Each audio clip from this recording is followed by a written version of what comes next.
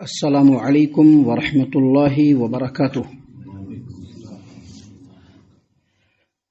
اعوذ باللہ السمیع العلیم من الشیطان الرجیم من ہمزہ ونفخہ ونفثہ۔ بسم اللہ الرحمن الرحیم۔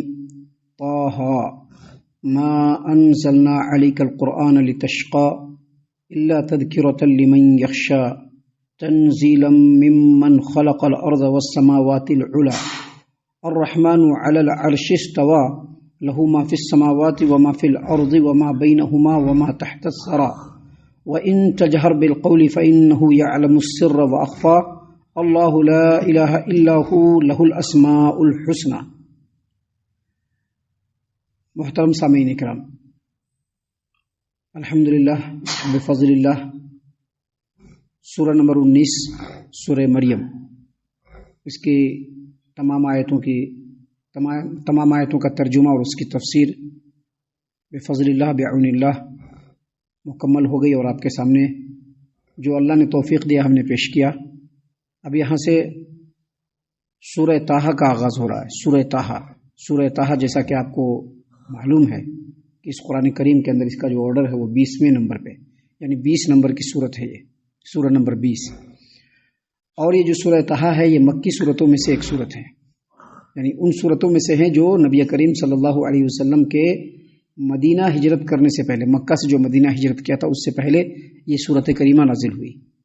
سامعین کرام، یہ جو سورت کریمہ ہے سورہ مریم کے بعد، ہجرت حبشہ کے بعد نازل ہوئی۔ سورہ مریم کے بعد نازل ہوئی، ہجرت حبشہ کے بعد نازل ہوئی۔ اور ہجرت حبشہ نبی کریم صلی اللہ علیہ وسلم کے نبوت کے 5ویں سال، اور یہ جو سورت کریمہ نازل ہوئی نبی کریم صلی اللہ علیہ وسلم کے نبوت کے 6 سال۔ اور روایتوں میں یہ بھی ہے، روایتوں سے یہ بات بھی ثابت ہے کہ یہی وہ سورہ ہے جس کو سن کر کے سیدنا عمر بن خطاب رضی اللہ عنہ کے دل میں ایمان جاگزی ہوا، اسی سورت کو سن کر کے وہ ایمان لائے۔ سامعین کرام، سیدنا عمر بن خطاب رضی اللہ عنہ نبی کریم صلی اللہ علیہ وسلم کے نبوت کے 6ویں سال میں وہ ایمان لائے تھے۔ تو یہ سورہ ہے، سورہ مکی ہے، اور سورت کا جو آغاز ہوا ہے حروف مقطعات سے ہوا ہے۔ قرآن کریم میں حروف مقطعات ہے، الف لام میم، الف لام را، صاد، قاف، نون، یہ حروف مقطعات ہے جس سے سورتوں کا آغاز ہوا ہے۔ اسی طرح سے طٰہ، یہ بھی حروف مقطعات ہے۔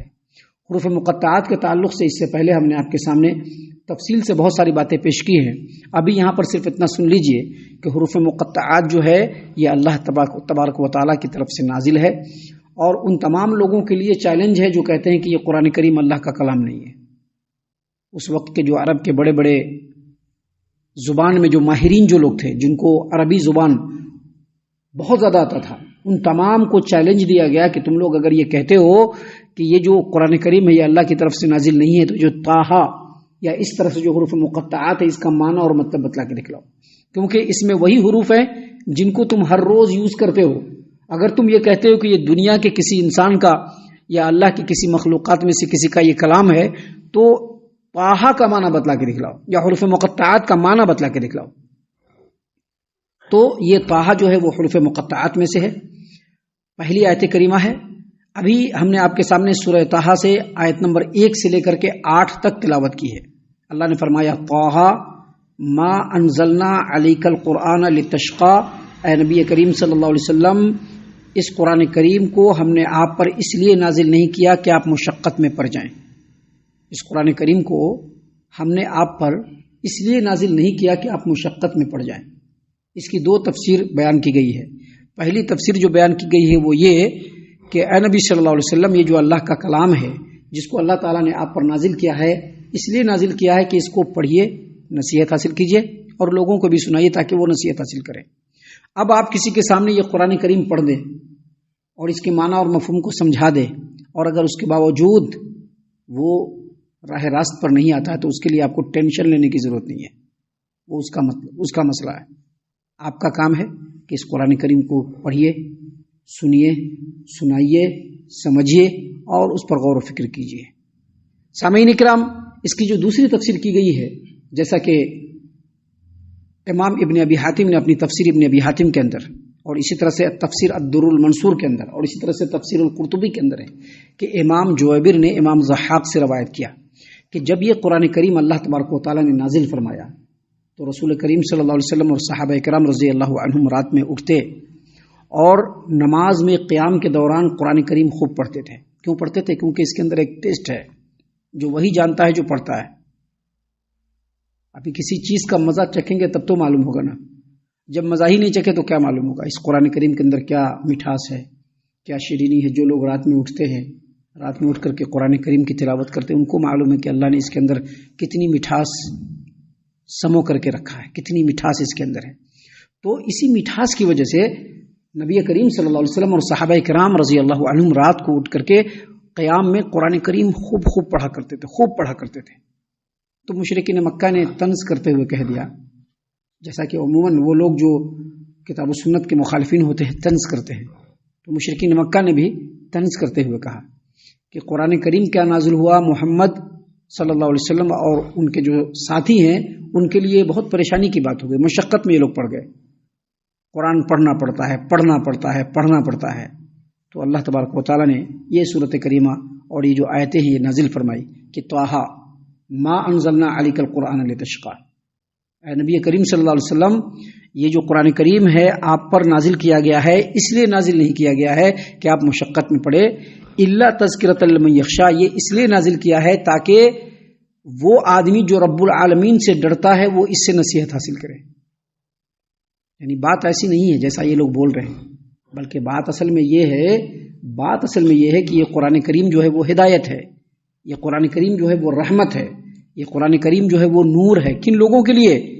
جو اللہ سے ڈرتے ہیں، اور جو نہیں ڈرتے ہیں بس فارمیلٹی ہے، پڑھتے رہیے، پڑھاتے رہیے، سنتے رہیے، سناتے رہیے.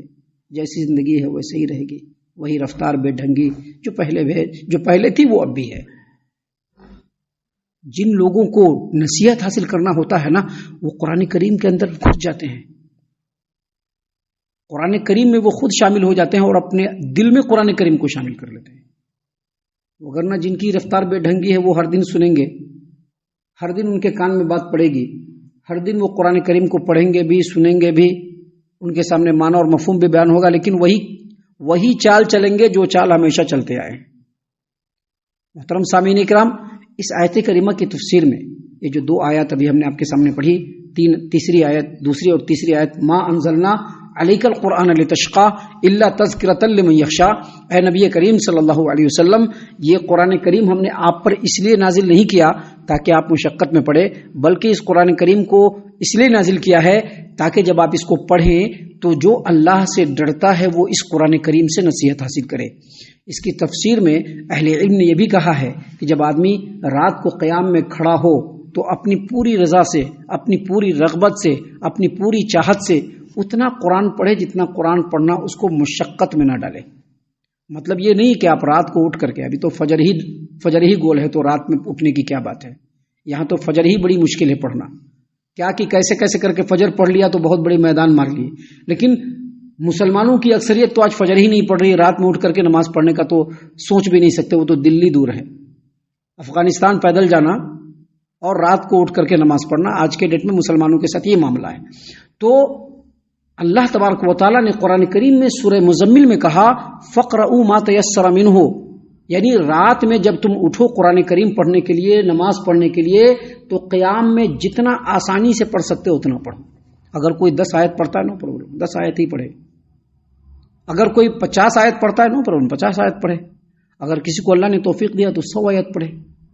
کوئی چاہتا ہے تو اس سے زیادہ پڑھے. نبی کریم صلی اللہ علیہ وسلم رات میں جب قیام اللیل کیا کرتے تھے تو پورا سورہ بنی اسرائیل پڑھا کرتے تھے، اور پھر پورا سورۃ الزمر پڑھا کرتے تھے.